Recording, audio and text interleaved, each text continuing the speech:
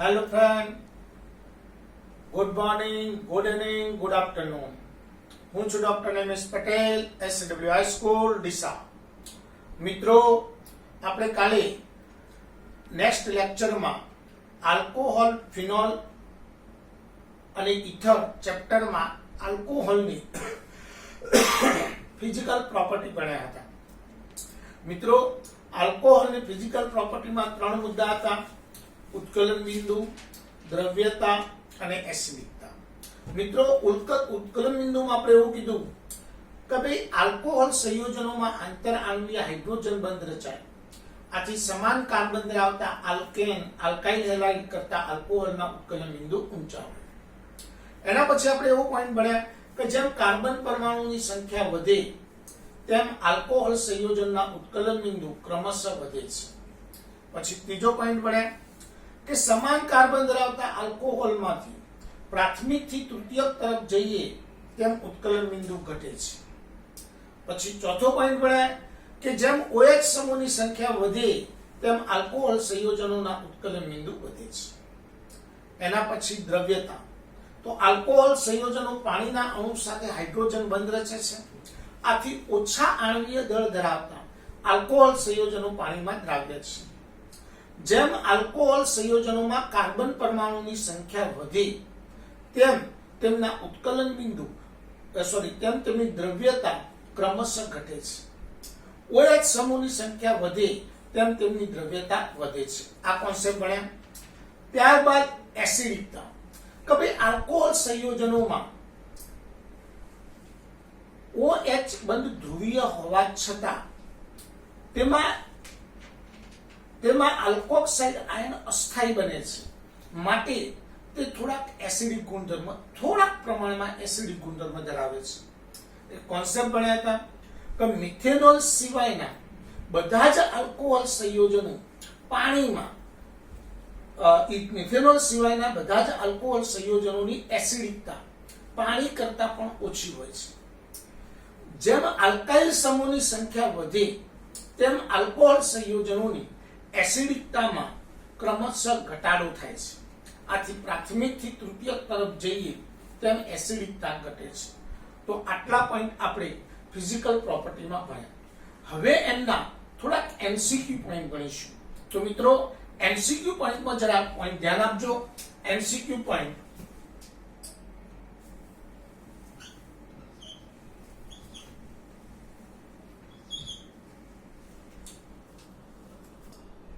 ચલો, તો હવે લઈએ નીચેનામાંથી કયા આલ્કોહોલ સંયોજનનું ઉત્કલન બિંદુ વધુ છે.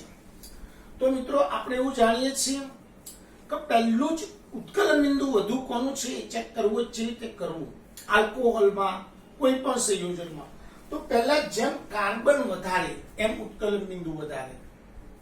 તો અહીંયા 3 કાર્બન છે, 2 કાર્બન છે, 3 છે અને 4 છે.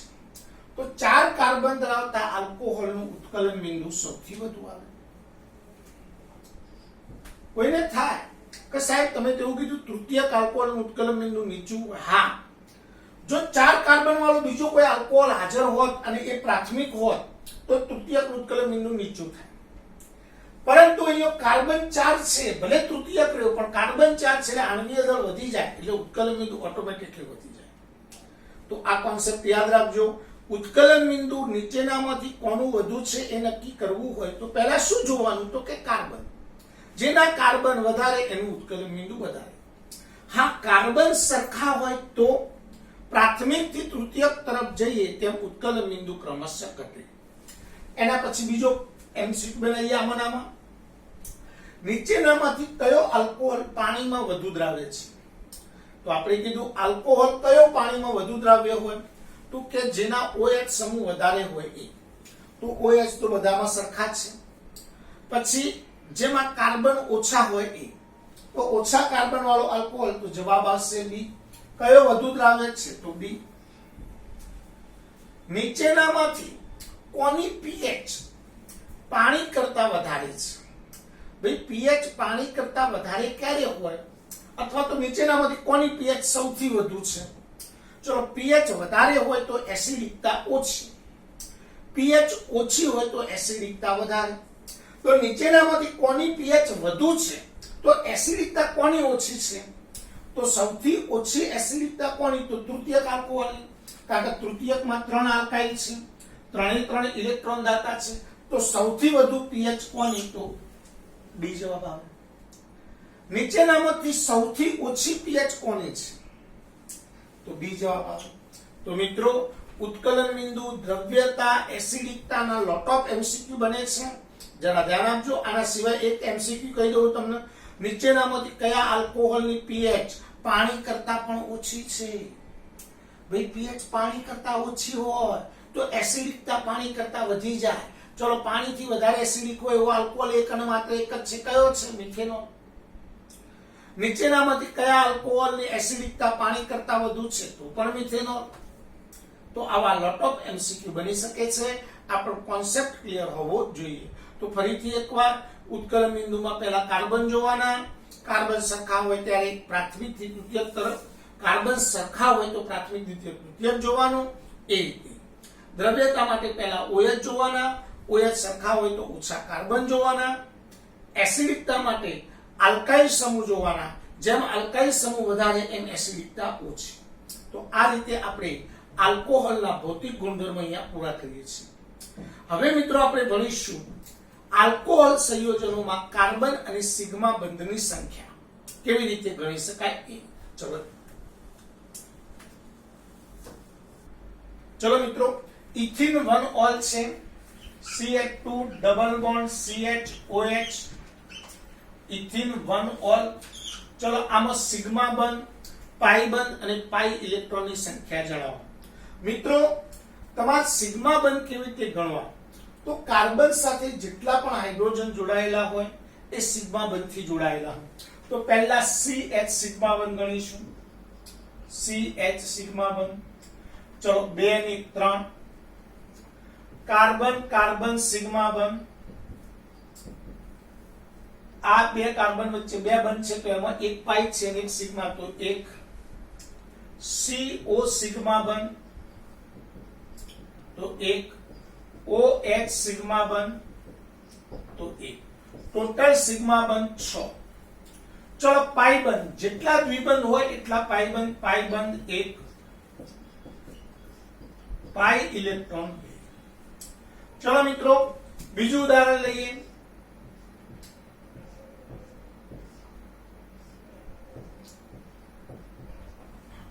ચલો આમાં સિગ્મા બંધ પાઈ બંધની સંખ્યા ગણવી છે. પરફેક્ટ ધ્યાન આપજો.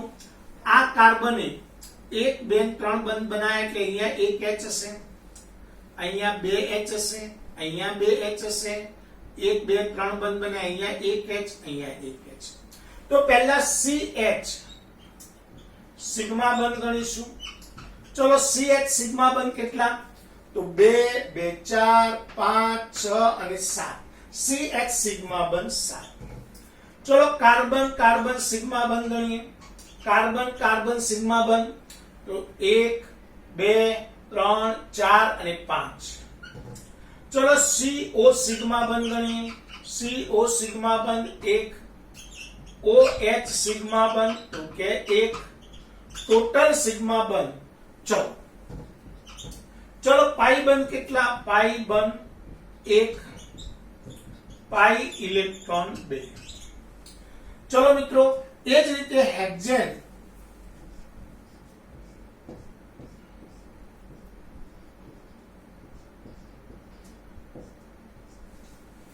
(2,5-diene 1,4 diol). ચલો આમાં CH સિગ્મા બંધ પહેલા ગણો. CH સિગ્મા બંધ. ચલો આ કાર્બન 3 બંધ બનાય, 1 H 1 H 1 H 1 H એટલે CH સિગ્મા બંધ. અહીંયા 1 H, અહીંયા 1 H. CH સિગ્મા બંધ કેટલા થયા? 6. ચલો કાર્બન કાર્બન સિગ્મા બંધ 1 2 3 4 5 6. ચલો ભાઈ કાર્બન ઓક્સિજન સિગ્મા બંધ 2. OH સિગ્મા બંધ 2. કુલ સિગ્મા બંધ ગણી નાખો ભાઈ. 6 6 12 4 16. પાઈ બંધ 2, પાઈ ઇલેક્ટ્રોન 4. આ જ રીતે ફિનોલ છે, ફિનોલમાં સિગ્મા બંધ પાઈ બંધની સંખ્યા ગણો. બેન્ઝીન ઉપર OH હોય તો તેને ફિનોલ કહેવાય. ચલો ફિનોલમાં જો સમૂહ જોડાય તો હાઇડ્રોજન નથી. આ બેન્ઝીન છે, બેન્ઝીનમાં દરેક કાર્બન સાથે એક હાઇડ્રોજન હોય તો CH સિગ્મા બંધ તો કે 5, કાર્બન કાર્બન સિગ્મા બંધ તો કે 6, CO સિગ્મા બંધ 1, OH સિગ્મા બંધ 1, ટોટલ સિગ્મા બંધ 13, પાઈ બંધ 3, પાઈ ઇલેક્ટ્રોન 6. તો મિત્રો સિગ્મા બંધ, પાઈ બંધ અને પાઈ ઇલેક્ટ્રોનની સંખ્યા ગણતર તમને આવડી જાય. હવે મિત્રો આપણે આલ્કોહોલ સંયોજનની કેમિકલી પ્રોપર્ટીઝ રાસાયણિક ગુણધર્મો ભણવાના છીએ. તો હવે ભણીએ આલ્કોહોલ સંયોજનોના રાસાયણિક ગુણધર્મો. જરા ધ્યાન આપજો જરા. ચલો તો હવે મિત્રો ભણીએ આલ્કોહોલના રાસાયણિક ગુણધર્મો. જરા ધ્યાન આપજો મિત્રો. આલ્કોહોલ ના રાસાયણિક ગુણધર્મો. મિત્રો આલ્કોહોલ કેવી પ્રક્રિયાઓ આપી? પહેલો તો પ્રશ્ન. આલ્કોહોલ કેવી પ્રક્રિયાઓ આપે છે? તો મિત્રો આલ્કોહોલમાં C અને OH બંધ આવે. ઓક્સિજનની વિદ્યુત ઋણતા કાર્બન કરતા વધારે. ઓક્સિજન ઉપર આંશિક ઋણ વીજભાર, કાર્બન ઉપર આંશિક ધન વીજભાર. આથી ધન વીજભાર પ્રત્યે ઋણ આયન આકર્ષાય. આ ઋણ આયન અહીંયા આકર્ષાય, આ બંધ તૂટે. તો આલ્કોહોલ હંમેશા કેન્દ્ર અનુરાગી વિસ્થાપન પ્રક્રિયા આપે છે. આલ્કોહોલ કેન્દ્ર અનુરાગી વિસ્થાપન પ્રક્રિયા આપે છે. આલ્કોહોલમાં કેવી રાસાયણિક પ્રક્રિયાઓ થાય? તો આલ્કોહોલમાં CO બંધ તૂટવાની અને OH બંધ તૂટવાની રાસાયણિક પ્રક્રિયાઓ થાય છે. CO બંધ તૂટવાની, OH બંધ તૂટવાની અને CH બંધ તૂટવાની રાસાયણિક પ્રક્રિયાઓ થાય છે. તો આલ્કોહોલમાં કઈ કઈ રાસાયણિક પ્રક્રિયાઓ થાય? OH બંધ તૂટવાની, CO બંધ તૂટવાની, CH બંધ તૂટવાની. તો મિત્રો આપણે પહેલા ભણીશું OH બંધ તૂટવાની પ્રક્રિયાઓ. તો આલ્કોહોલની OH બંધ તૂટવાની પ્રક્રિયાઓ સમજાવો. આલ્કોહોલની OH બંધ તૂટવાની પ્રક્રિયાઓ. આલ્કોહોલની OH બંધ તૂટવાની પ્રક્રિયાઓ. મિત્રો આલ્કોહોલમાં OH બંધ તૂટવાની પ્રક્રિયાઓ ધાતુ સાથે, કાર્બોક્સિલિક એસિડ સાથેની છે. પહેલા લઈએ એક ધાતુ સાથે. ધાતુ સાથે આલ્કોહોલની Na, Mg, Al જેવી સક્રિય ધાતુ સાથે પ્રક્રિયા કરતા ધાતુ આલ્કોક્સાઇડ મળે છે અને H2 વાયુ મુક્ત થાય છે. મિત્રો આલ્કોહોલની Na, Mg, Al જેવી સક્રિય ધાતુ સાથે પ્રક્રિયા કરતા ધાતુ આલ્કોક્સાઇડ મળે છે અને H2 વાયુ મુક્ત થાય છે. સામાન્ય પ્રક્રિયા લઈએ, દાખલા તરીકે આલ્કોહોલ એની સોડિયમ ધાતુ સાથે પ્રક્રિયા કરીએ તો અહીંયાથી H દૂર થાય, Na જોડાય, RONA સોડિયમ આલ્કોક્સાઇડ 1/2 H2. ચલો આલ્કોહોલની મેગ્નેશિયમ ધાતુ સાથે પ્રક્રિયા કરીએ. બે મેગ્નેશિયમની સંયોજકતા 2 છે આથી 2 મોલ આલ્કોહોલ સાથે પ્રક્રિયા થાય તો RO twice Mg વત્તા H2. આલ્કોહોલની એલ્યુમિનિયમ ધાતુ સાથે પ્રક્રિયા થાય 3 મોલ આલ્કોહોલ સાથે કરીએ તો RO thrice Al વત્તા 3/2 H2. તો આલ્કોહોલની ધાતુ સાથે પ્રક્રિયા કરતા ધાતુ આલ્કોક્સાઇડ મળે છે અને H2 વાયુ મુક્ત થાય છે. મિત્રો આના સિવાય બીજો બહુ જોરદાર પોઈન્ટ, કોન્સેપ્ટેબલ પોઈન્ટ છે, જરા ધ્યાન આપજો. આમાં નાની નાની દાખલીઓ પૂછાય. આ પોઈન્ટને ચેપ્ટર 1 11 માના રસાયણ વિજ્ઞાનની પાયાની સંકલ્પનાઓ સાથે જોડી દઈએ અને નાના નાના દાખલા બનાવીએ. દાખલા તરીકે તમને આવો પ્રશ્ન હું બનાવું.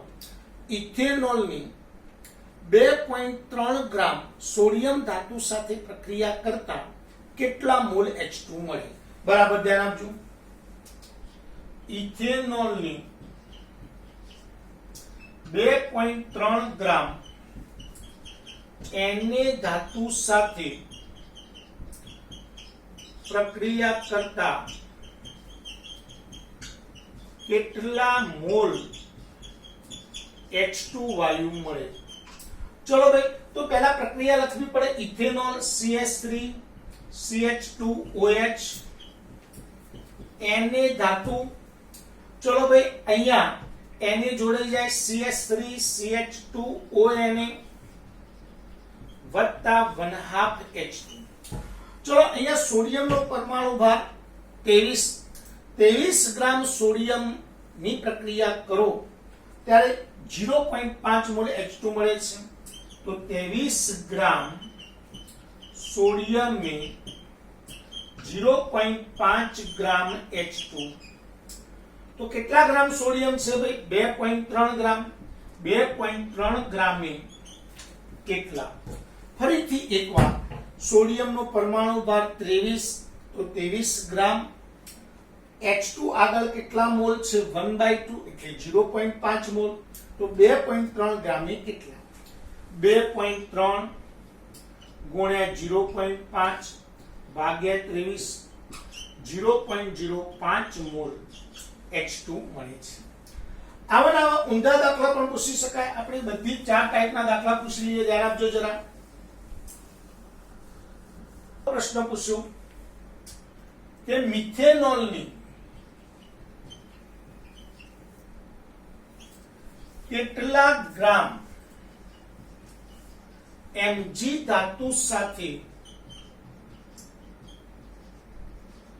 પ્રક્રિયા કરતા 1.4 મોલ H2 વાયુ મળે? મિત્રો પરફેક્ટલી ધ્યાન આપજો.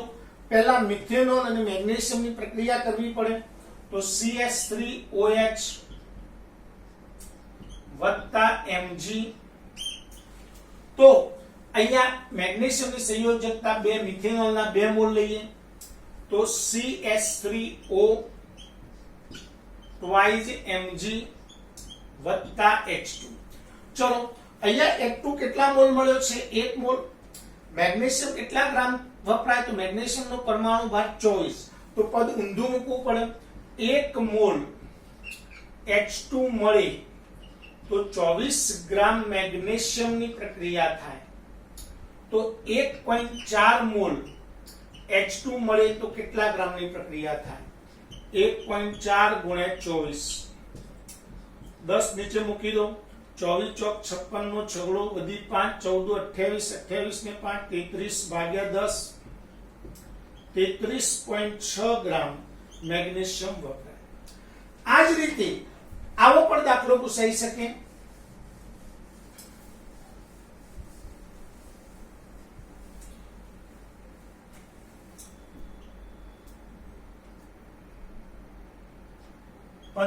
ગ્રામ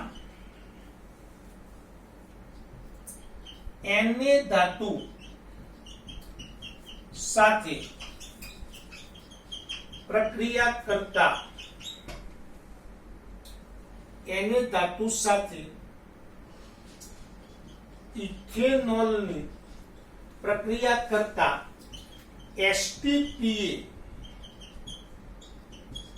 કેટલા લીટર H2 મળે? તો પહેલા આની પ્રક્રિયા લખવી પડે મિત્રો. ઇથેનોલ ની પ્રક્રિયા CH3CH2OH Na ધાતુ સાથે પ્રક્રિયા કરો તો CH3CH2ONa વત્તા 1/2 H2. હવે અહીંયા અડધો મોલ મળે. ભાઈ અડધો મોલ વાયુનું STPA કદ કેટલું હોય? તો 1 મોલનું 22.4 લીટર, તો અડધા મોલનું 11.2 લીટર. તો પદ મૂકીએ 23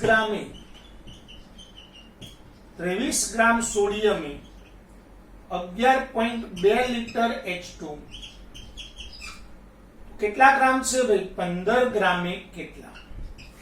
તો 15 ગુણ્યા 11.2 ભાગ્યા 23. જવાબ લઈ લો.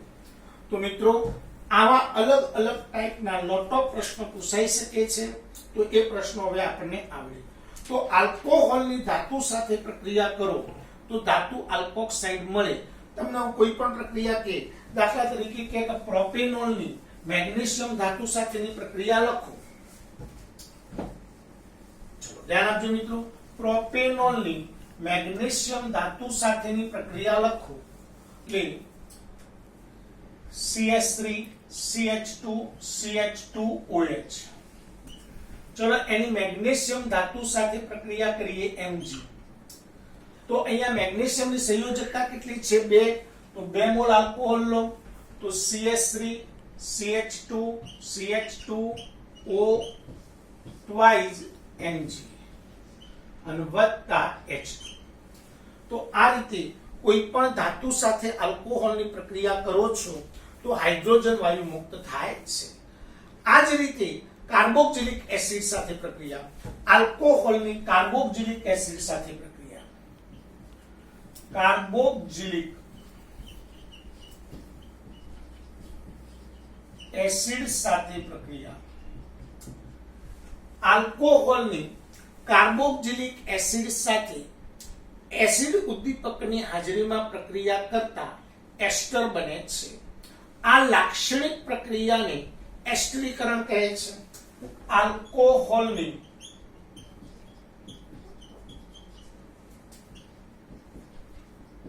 કાર્બોક્સિલિક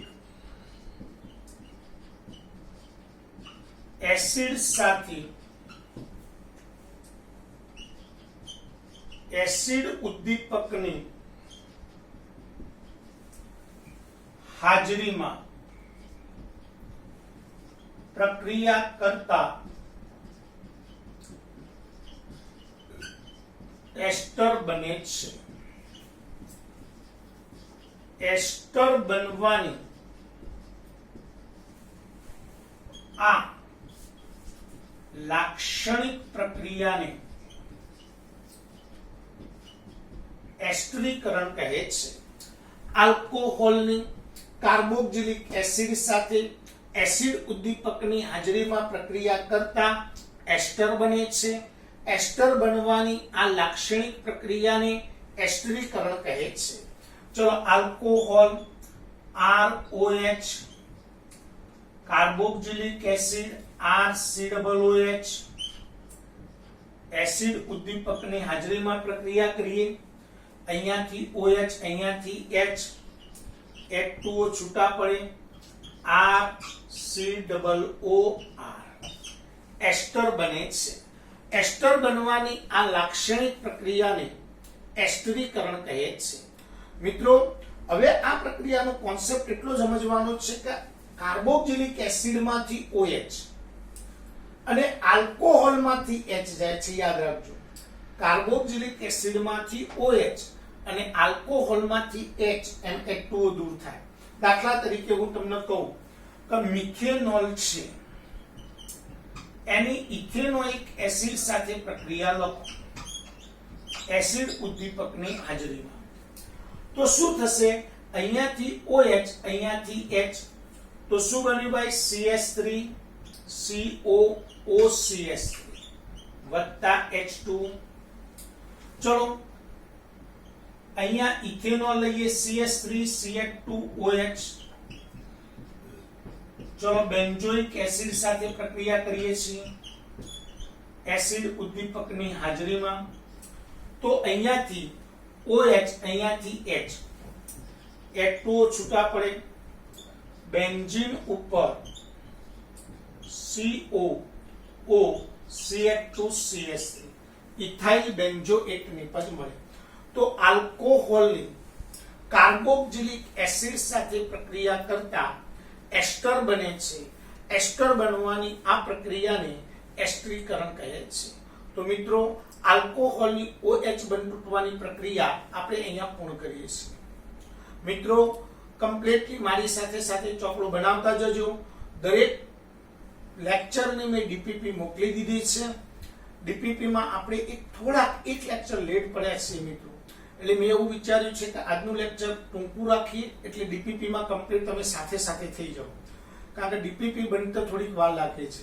બીજી વસ્તુ, મેં મિત્રો આજે તમને બધા મિત્રોને એક એસાઇનમેન્ટ મોકલ્યું છે. એ એસાઇનમેન્ટ તમારે દરેક પ્રશ્ન પહેલા તૈયાર કરો અને પછી એનું મોઢે જ લખવાનું છે. આ ખાસ ધ્યાન રાખજો. દરેક વિદ્યાર્થી જે એસાઇનમેન્ટમાંથી પ્રશ્નો તૈયાર કરી અને મોઢે લખશે. જો કોઈ તમને એસાઇનમેન્ટમાંથી પ્રશ્ન નથી આવડતો તો તમે વોટ્સએપ ઉપર ડિફિકલ્ટી નંબર, પ્રશ્ન નંબર સાથે ડિફિકલ્ટી લખી દેજો. તો શનિ રવિ આપણે ડિફિકલ્ટી સોલ્વ કરાવી દઈશું. જે મિત્રોની ડિફિકલ્ટી આવશે હું ફરજિયાત સોલ્વ કરાવીશ, પણ તમારે કામ તો કરવું જ પડશે. બધા જ પ્રશ્નો તૈયાર કરી અને પછી મોઢે લખજો. આટલો ફરજિયાતલી આગ્રહ રાખજો મિત્રો. અમારું થોડું સાંભળજો અને કમ્પ્લીટલી કામ કરજો, તો આપણે રિઝલ્ટ લાવી શકીએ. આ વખતની મહામારી સામે આપણે લડી શકીએ અને કમ્પ્લીટલી આપણી સ્કૂલનું રિઝલ્ટ લાવી શકીએ અને સ્કૂલનું નામ રોશન કરી શકીએ. જય હિન્દ, જય ભારત.